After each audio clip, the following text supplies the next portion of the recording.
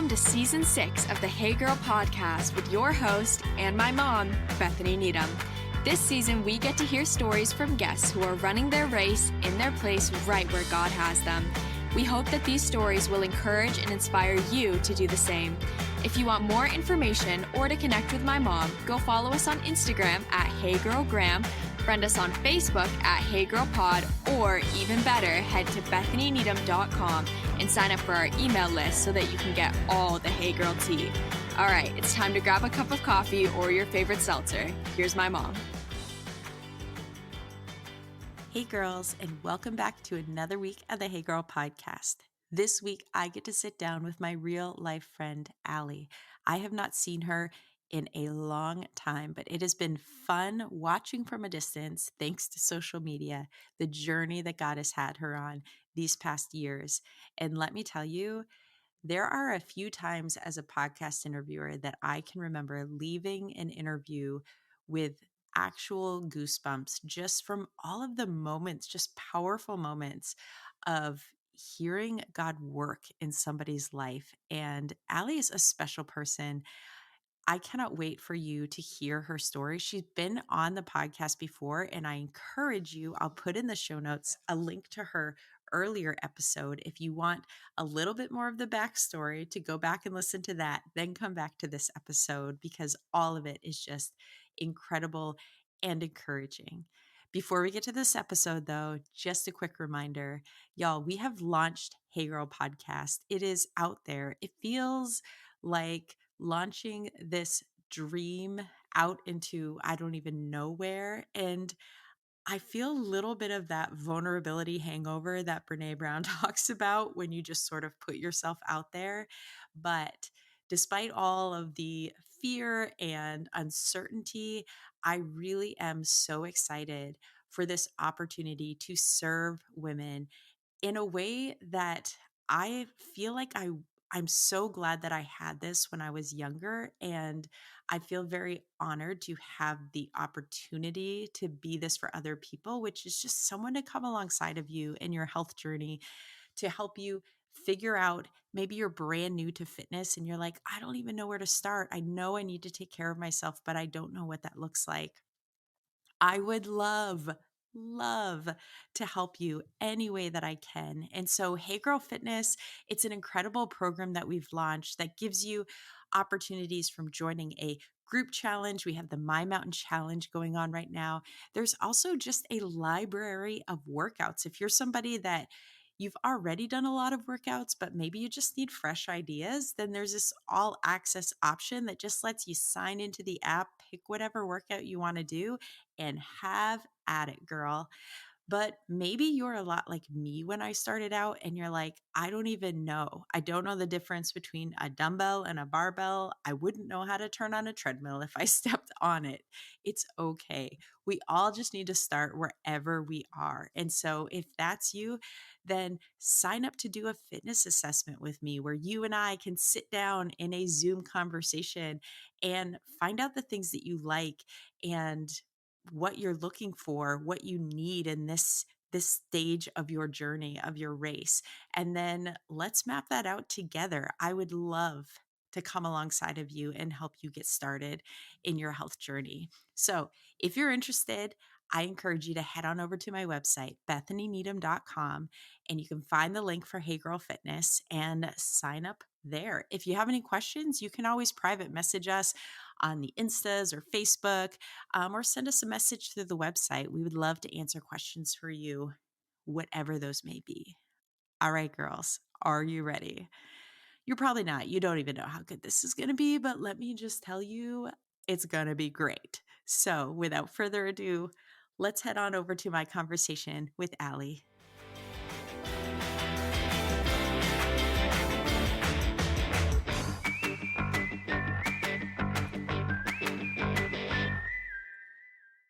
Okay, ladies, I am back with the incredible Allie. Oh my goodness. Allie, I have been looking forward to this all week. Actually, basically since we booked you, I have been looking forward to this. Welcome back to the Hey Girl podcast. Thank you. I am so excited to be here, and I have also been counting down to today. Yay! Allie, I mentioned this in your first interview, but it is still the funniest connection for me of when our lives first crossed paths was when you were my daughter's gym teacher. I believe she was in third grade, Yep. maybe. That's wild. It is because I'm also no longer teaching in that school and she is so grown up, I can't handle it. I know. I'm like, she was at junior prom this last weekend, and now I'm sitting with you, and I'm like, how the years have just flown by. Crazy. Unbelievable. But girl, you have such an incredible story, and we got the chance to share part of that in an episode you recorded before. And I encourage listeners, if you haven't heard it, go back. But just for those who this is their first time, why don't you just kind of give us a snapshot of what we covered in that first episode and just that part of your story? Sure. So as we just talked about, I used to be an elementary school physical education teacher and a kids ministry director and a whole bunch of other things. And then I sustained a brain injury in 2016 and also had a medication reaction at the same time. I ended up in the hospital at a 10% functioning level. And I've had to completely shift my whole life with what I was doing and what I've been capable of. So 7 years later, I'm in a completely different spot than the first time we ever talked. Like, it is amazing to me, and I can't wait to get into it. I have thought that when we were talking about relaunching Hey Girl, you honestly were one of the first people that came to mind because I've gotten to sort of continue to watch your journey from afar. And I forget who I was talking to, probably my business partner, but I was like, okay, we have to get Allie back because I can't wait to talk to her about just all of these things that I've seen God do. Because when we met last time, we were in I want to say it was like an in-law style Yep. apartment. You had really just stepped into that kind of level of independence. It was a big deal, but you still had a lot going on. And so why don't we just pick up the story right there and tell me about what these last years have looked like? Oh my goodness, Bethany. The past few years have been remarkable progress. I am so grateful. When we were sitting that first time in that in law apartment recording, I mean, my life was, if somebody asked me, what do? Do you have a job? I would say, my job is full time healing. Every day was multiple therapies and doctor's appointments, and that consumed my life. And just trying to figure out literally how to live Mm. again. Like, I had to relearn everything, walking, talking, eating. So as you said, the independence of living in the in-law apartment was great because my parents were next door. So I got some help when I needed it, but otherwise I was trying my best to figure out, how do you do laundry? How do you cook? And over the years, I then also progressed to, now I live completely on my own in my own apartment. So I moved. Yeah. Yeah. So that's very exciting. That was like, I had a yay me party when that happened. Instead of a housewarming party, because it's like an apartment, I had a yay me Yeah. party and my family came over to Oh my celebrate that. goodness. Please tell me that that's what it said on the cake or like banners or whatever. Like, yay me. I definitely wrote it on a balloon. I love it. I love I it. decorated myself. So that was great. That was a big step in independence. And then honestly, that really, the trajectory of recovery, I like to say discovery, not recovery, also really blossomed too once I was living in my own apartment again, taking on more things. I'm in a new town as well. And so I've come to learn a new community and get more involved. And I'm sitting here now, having progressed from not knowing how to pick a color crayon out of a box to being an award-winning artist with a business that I own, creating art. And Wow. I went from, again, my full-time job being appointments to now also serving on our state's brain injury council and my town's disability commission and doing a bunch of advocacy work. I'm now able to actually like get out of the house and do public speaking engagements and still continue to do these virtual things. And Oh my goodness, I could talk forever on it, but it just amazes me what God has done. Oh man, yours is such a story and testimony. The words that immediately come to mind is that sort of beauty from ashes Yes. and that God doesn't waste. Like when we allow him, the things that God can do through what really, I mean, we're obviously talking about the celebration, and in that first episode we dug a lot deeper into really that was a traumatic event in your life. And I only in like meeting you, and then I have a couple of other friends were introduced to what a traumatic brain injury, like what that can do to a person, like whatever it is, different. I think one person, it was a skiing accident, like very kind of random things. But it is hard to wrap our brains around. Like if people are listening, for them to really consider what it was for you to go from everything that you knew in this one kind of, we can call it a freak accident, but obviously God is using this event in your life. And then just how you have embraced this, not easy, but what has just been this beautiful journey. I love what you just said too, but I would love like for you to sort of like play that out for you. What do you mean by discovery not recovery? You're saying, I like you saying discovery not recovery. Yeah, it ties into what you were just saying too, is there's been this whole journey for me of transitioning from, I mean, when on earth would you hear someone say, "Oh, I used to be a PE teacher, but now I'm an artist?" Like, Yeah. what? That's not going to be a common situation you come across.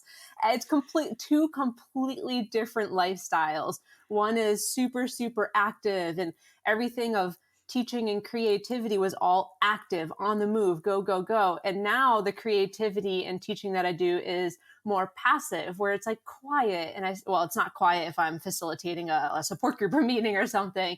Right. But in that land was all discovery. I went from thinking to myself, like, oh my goodness, like I knew God would use me. I had no doubt about that. He wouldn't have left me here on this earth if he wasn't going to.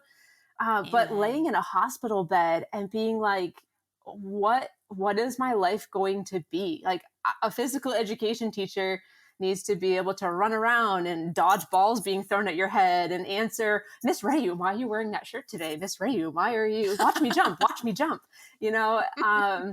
And I knew that ability was not in me at the time. And I actually knew in my heart, I wasn't going to go back to that I knew God had something new for me. And so Mm. day by day by day, my intention was wake up and see what God has for me, be open to it, be obedient to it. And every single day, I just discovered something new. Like, for example, when I was in inpatient rehab, I had therapeutic recreation, and she handed me a box of watercolor pencils. And I was like, I've never used these before, but okay, I have nothing else to do right now. And they were so cool. Like you color with them and then you add the water to it after and it looks like watercolor. That Oh. was discovery for me. And that was the thing that motivated me to be like, I wonder what other type of art is out there. So then that discovery led to, well, what do real watercolors do? And the discovery of watercolor led to, well, what do acrylic paints do? And oh, okay, well, I just painted this really simple portrait, and I wonder what it's like if I try to paint a pet. And so every single step has been building one thing after the other, trying new things, experimenting, being willing to Mm. fail or succeed, learn from it, and try again, and just do that over and over. This is such an incredible message. For this has come up a few times actually, and in this idea of what does it look like to live a life of expectancy. And you described it so well, of like waking up in the morning and okay, what does God have for me in this day? And then looking for it, like the expectancy part being, yeah, I know he has. I love how you're like, I knew that God was going to use me. Like, I joke, I'm like, if you're breathing, you're called. Like, you know what I mean? Amen. You're here. And so, but it can be easy for us to get lost in whether it be routines that are just, we're just kind of going through the motions, that we forget to kind of look up and watch for what God is doing. all around us. It's true, because a lot of times we also tend to put our identity in work, but God made us to be who we are. Our purpose is to better the kingdom, right? To grow the kingdom. Like that is our purpose, and our identity is being a child of God. And so the way I look at it is anything he does with me on a given day is my purpose. Like a job does not define me. I love to get paid. Free is also my favorite word, but income's nice, but that doesn't define me. And so this journey of discovery has also helped me to learn, like, leave margin time, because going for a walk in the neighborhood and saying hi to the three really excited kids that see you walking is purposeful, and it makes their day and it brightens up my day. And maybe I walk by a neighbor who's sitting on their porch and looks a little down, and I have the margin time, so I'm going to go say hi and check in with them. But if I didn't see that as purpose, I'd probably be a lot more shut down and have those blinders on, and not even see that, because I'm like, oh, I got to get back to work, right? But there's Mm. purpose in everywhere we go. We're influencing the people around us, and that in itself is a mission. Oh, absolutely. I used to say when I worked with students a lot, the idea of that you mentioned it, that purpose or is this idea of knowing God to make him known. And I was like, and if you're wondering, like, well, where do I do that? I was like, look down in the space between your feet. I was like, that is your mission field. Yeah. So just like you said, if you're walking in the neighborhood, if you're going to pick up milk from the grocery store, like being able and intentional to open our eyes to the people around us. And we were in a small group once and they said it in a really cool way, which was the challenge was when you look at people, do you see like bodies or do you see souls? And it was this Ooh. call of like kind of reframing the way that we enter our days and looking at people as eternal beings. These are souls, and some are lost and some are just hurting and broken. And like, how can we step into that and just as God has called us, and whether it be loving, even as simple, like you said, waving to excited kids, like it doesn't have to be extravagant. Sometimes it's so simple. So, Yeah, you're right. And I appreciate you just said that, because I think a lot of people, after going through something really traumatic, can very easily put themselves down. Like, what is my worth? What am I doing? mm, Do I matter? Oh my goodness, right? Yes, you do. Every little thing matters. Like every smile matters. Just being present with people, loving them for who they are, where they are at, that all matters. oh, for sure. And man, obviously, you would never wish some type of traumatic event in someone's life, but you are such an example. And I know I've seen this in other people's lives who have walked through really big things when, again, they just surrender that to God. How that moment can almost be this shifting of like reprioritizing and sort of finding those moments where they didn't necessarily have them before. And you were talking about margin. I was just reading the book. It's my second time through it, but it is oh, what is it? The I'm gonna butcher it now. Hospitality comes with a house key, or something in regards to that. Anyways, it's a beautiful book, and she talks about this idea of how we need to have margin in our lives to be able to love and serve people. Like, if we have no Yeah. margin, then we're gonna miss. And so, yeah, that example of margin, this is probably going to be so risque uh, on my podcast, but you're with me, so you won't quit me. But I'm literally working on this like sleeve tattoo right now, this I like half noticed it. sleeve I love that's it. mostly covered up so no one's offended. But there is intentional, there is a margin, like a gap I in the busyness because for love me, it. there is this like a constant reminder of that I need to be intentional to create space. Yeah. One, just to hear God, right? Because He generally is not shouting over the noise of my life. And two, just to be able to look around me and in expectancy of, okay, God, what could I be missing here? Like, I don't want to miss it.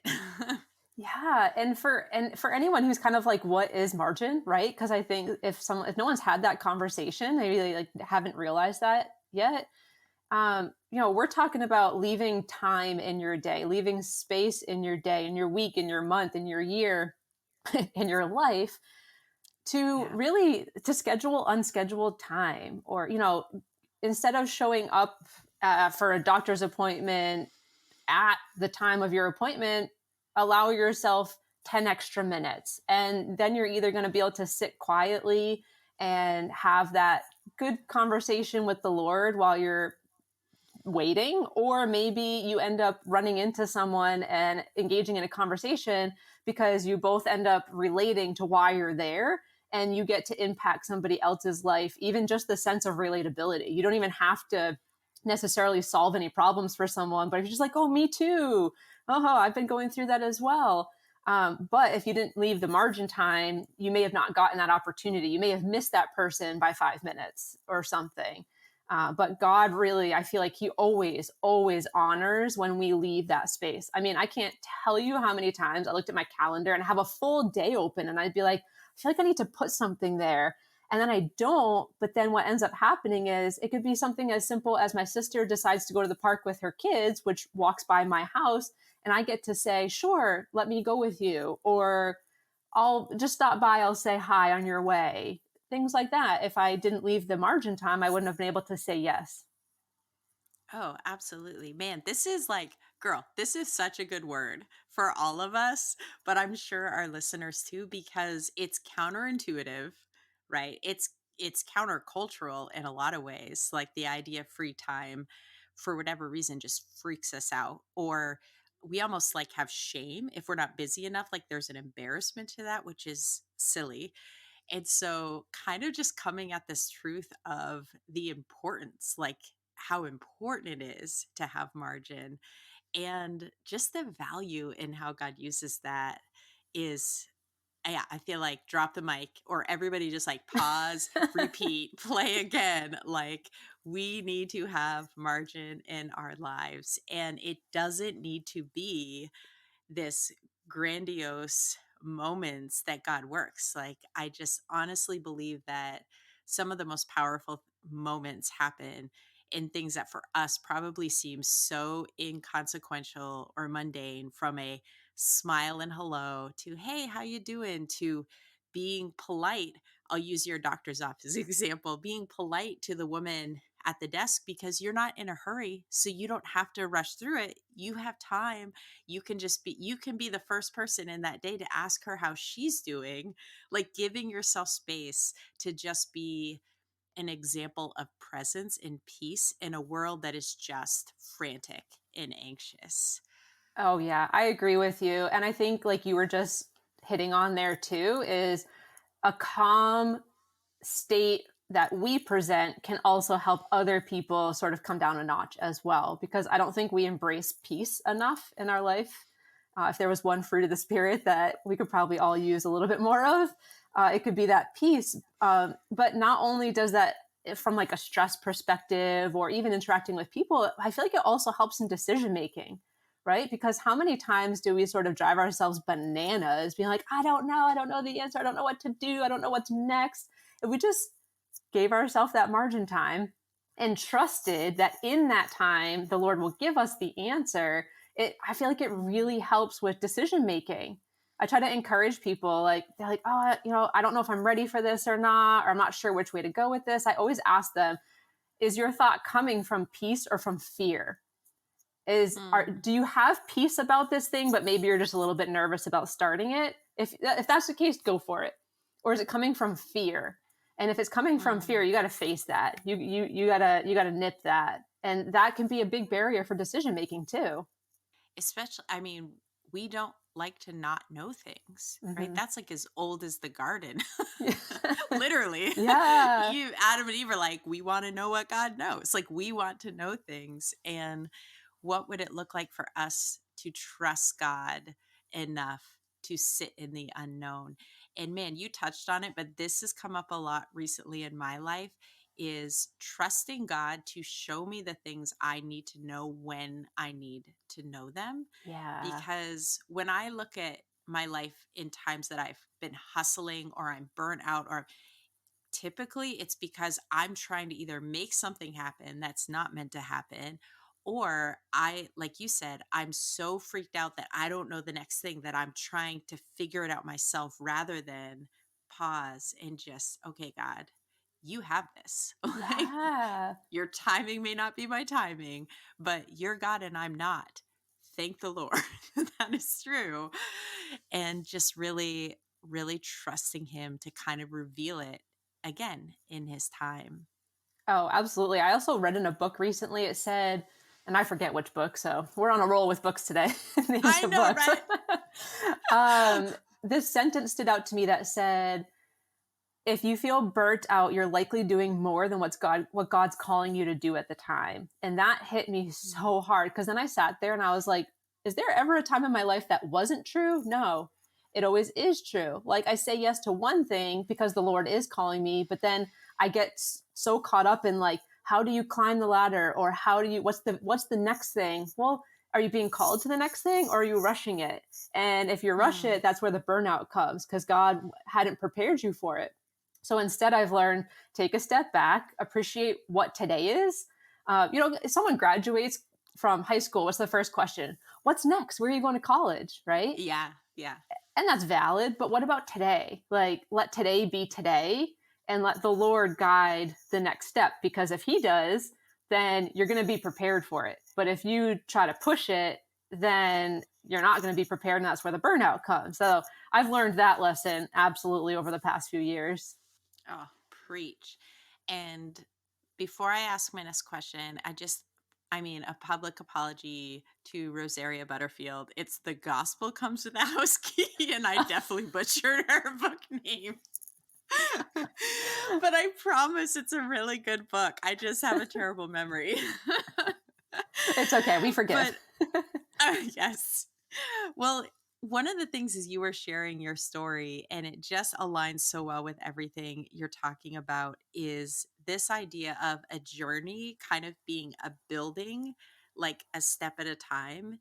And I just think let's just talk about that for a minute, because there is a temptation, and I say this as in I struggle with this temptation of, sometimes we'll see somebody doing something or accomplishing something, and we're like, I just want that thing. Mm. And we see sort of, not necessarily the outcome, it's not like their story's over, but we see sort of them doing this thing that we don't necessarily recognize all of the steps in the process, and the obedience and the faithfulness and all of it that sort of brought them to that place. And Allie, you are somebody that if someone goes on your Instagram right now, they're going to see like, whoa, this girl is doing all these incredible things. Like, this is amazing. And it could be easy for them to fast forward your story at a speed that God did not play out your story. Mm-hmm. And so, what wisdom might you have, or encouragement to people, in terms of, just like you said, being faithful to the thing that's in front of you, and trusting God that the next step will come when it's time for the next step to come? Oh, that's such a good question.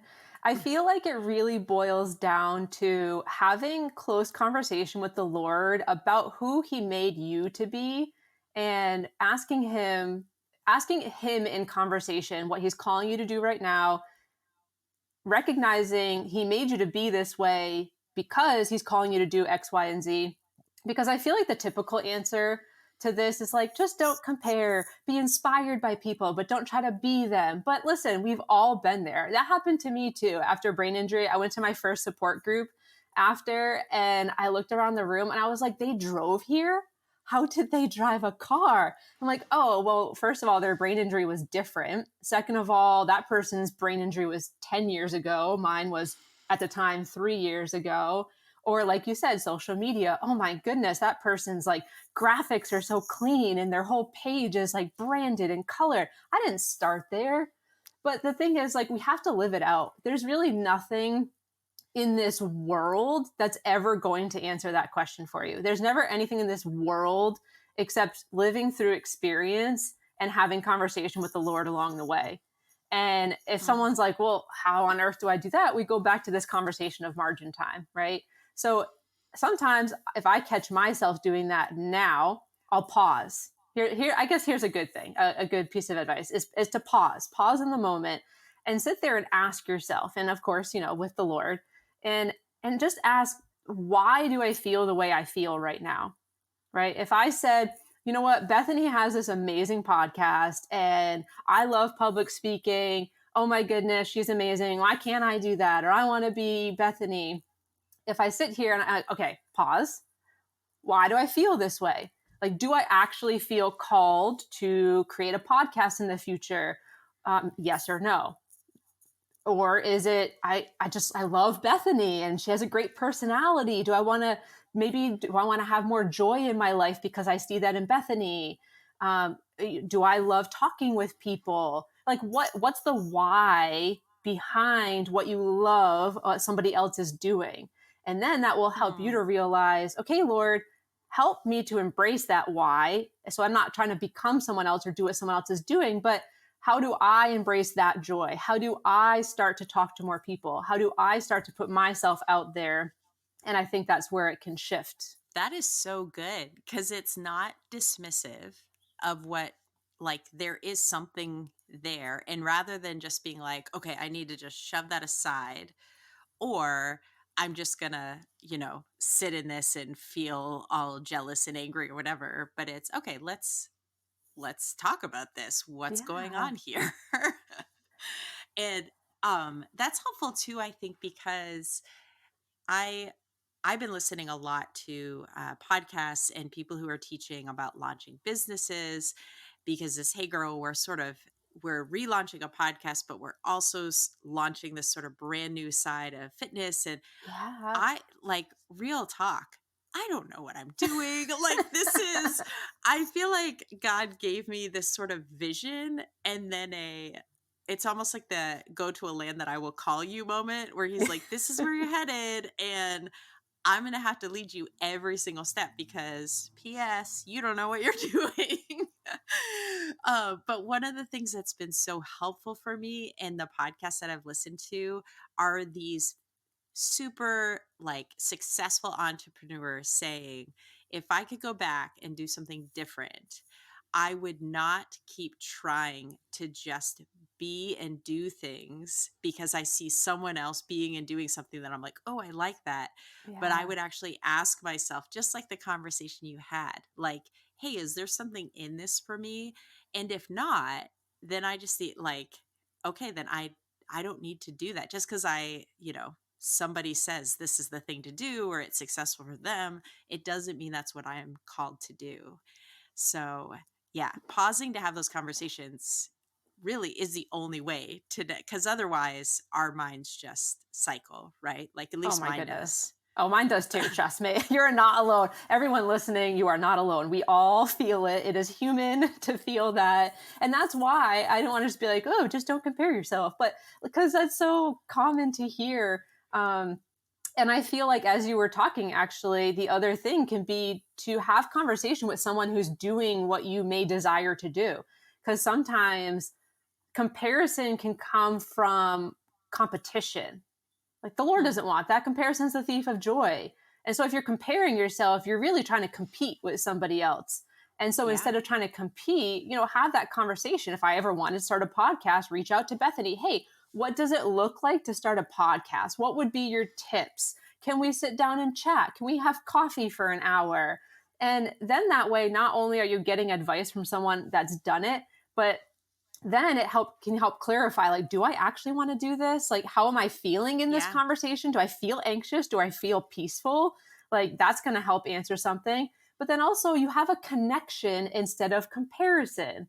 So then, you're going to grow versus that competition piece. You have someone to do it with, and that will go a lot further than just trying to do what everyone else is doing. Ooh, I love that connection rather than comparison. Yeah. You need to use that. I will. I should write that down. 2 C words. Leave it to me. It's a good word. It's a good word. No, I absolutely agree. And again, Allie, I feel like your life has been, or is even, it's an example of this, and it's been beautiful to kind of watch it unfold. And I know that it has not all been easy. And I know, or I should say, I know, I could venture to guess that there's still a lot of work being done. And so I just want to, just as we're kind of rounding the corner till the end, I do want to come to like the here and now, where you're at. What does it look like for you in terms of, like, hey girl, we say run your race in your place, but also creating the margin to really continue to hear from God? Because discovery is not a one and done thing, right? Like, discovery, as you described it, this is every single day. So what does it look like for you to continue to wake up every single day to discover? And then flip that second part of the question, what are some of the challenges to that? Like, where are some of sort of the discouragements that can come that you've faced? Well, I'll work backwards because I think Yeah. Start with the negative and then end on the yeah, positive. exactly. Well, from the challenge perspective, you're right. I do still face a lot. I do still have to go to a lot of appointments and therapies and stuff. So I often feel challenged in capacity. But it's almost like the challenge and the success play into each other because, as I mentioned before, if I tried to do too much before God's calling me to, then I would crash, right? So by having a limited capacity, I feel like it helps keep me grounded. And sometimes I don't even choose the margin time. Sometimes I just like, I feel really tired. I need to take a break, shut off the world, and I'm in my quiet zone. But when I do that, I have that space to reflect what's next, or go sit down and paint, and I'm creating. And so I've learned to use those moments. I've learned to use the challenging, limited capacity times to embrace the margin rather than seeing it as a negative, like, oh, I can't do anything more than 2 hours. Oh, darn, like, poor me. It's, oh, I'm going to go do this thing for an hour or 2 hours, and I'm going to come home and I'm going to embrace rest and peace. And then I'm going to go do something else. So instead of just the constant go, go, go, go, go, I give myself that space for sort of like that up and down, but in a good way. And that really helps me to also be motivated for each day. So I don't feel like I'm just dug in a hole, burnt out, doing too many things. So instead, I space it out. And I even try to not have more than 2 things on my calendar every day that are like must do's. So I can give myself that space. Honestly, those are kind of current life lessons for me right now. And so I'm like, I feel that connection where I'm trying to learn that my limited capacity for other, obviously I've not walked your journey. Personally, I struggle with mental health things, and I have learned the longer I've walked this journey that there's certain things that other people can do and be totally fine that I just can't do. It's the way that God's wired and created me, and whether we can argue all day, it could be part of brokenness, it could, whatever it is, this is who I am. And being honest with myself about what that is. And like you said, trying to learn to embrace even that, what could be limiting, as an opportunity, as God, I have this opportunity to slow down and to rest. I've been recently, so 2 of the things for me, and one of them is we're sitting here talking, is I realized I cannot do more than 1 podcast interview a day. Like, if I have an interview, I used to, when we first started Hey Girl, try and crank as many as I could do. And I just realized, like, my brain, like my ability to engage with somebody is limited to 1 a day. And that's Yep. max. That's not like I do 1 every single day, but that is my max capacity. And that's okay. Like, it's okay that that's what I can do. And the other one is I try and get out and take a walk 1 time during the day for fresh air, for kind of like you said. One of my favorite things, Allie, is when I come across neighbors that I can either stop or freak them out when you're like, hey, and they're like, do I know you? I can see you But doing that. But again, you never know. You never know what someone's going through. And it never harms somebody to smile and say hello and ask how they're doing. Like, it's not offensive to them. And it could very well be a critical moment in their day. So I agree. I actually led someone to Christ last week being at the hospital for a test, and I had a break during the test, and the Lord put on my heart like the mask mandate had ended in Massachusetts, and so we could see people's faces again. And the Lord said, just walk around and tell people you love their smile. And, again, I could have used the time in between my testing to bury my face in my phone or bring work with me, but I was like, nope, I'm free from all that. I'm just going to go do whatever. And in one of the interactions that I said, I love your smile. I just like you radiate joy today. I ended up leading him to Christ. I had no idea what he was going through, but he shared with me. And like, those are just the moments that is exactly what we're talking about today, leaving that space. And you just never know when the Lord's going to work in something. So fear may come, anxiety may come, worry may come. But we can face all those things because the Lord, we have him. And he's the one that's going to help us work through all of that and help us recognize like he's calling each of us to do something unique. And no matter what it is that each of us are facing. So I said capacity, you mentioned mental health. For me, sometimes it's income too. Like I work like part time, So we face barriers, but God still, he's like, you're still running in that lane. You're still moving. I'm still using you. and just that truth of he's going to equip us with what we need to do what he's called us to do. And so even more important that we're staying tied into that, like, God, I want to be with you on this journey because then I don't need to stress about my capacity or energy or whatever, because you already know, how much money's in my bank account. The Exactly. stability or instability of my mental health from day to day. Like, all of those things. So I'm going to follow you because he probably knows better than we do, right? Exactly. Yes. It's a tough lesson to learn, but when you do and you can start to trust that more, it's so freeing. Oh, amen. Well, Allie, as always, what a gift to sit and talk life. I just want to encourage listeners to go find you on Instagram. Just yours is a story that is just, it's encouraging to follow. I feel like your life is something that even for me, who is a believer, it just points to hope and just that encouragement to keep going. And like you said, to wake up each day with expectancy, like, God, what do you have for me today? So I just appreciate you a ton.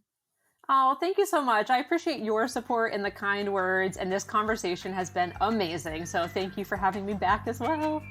Hey, thanks for taking the time to listen today. You make every hour spent recording in this closet worth it. Also, a huge thanks to Tony from IOK Productions for stepping in as our new editor and making all of those hours recording sound incredible. I can't wait to do this again next week. Bye, girl.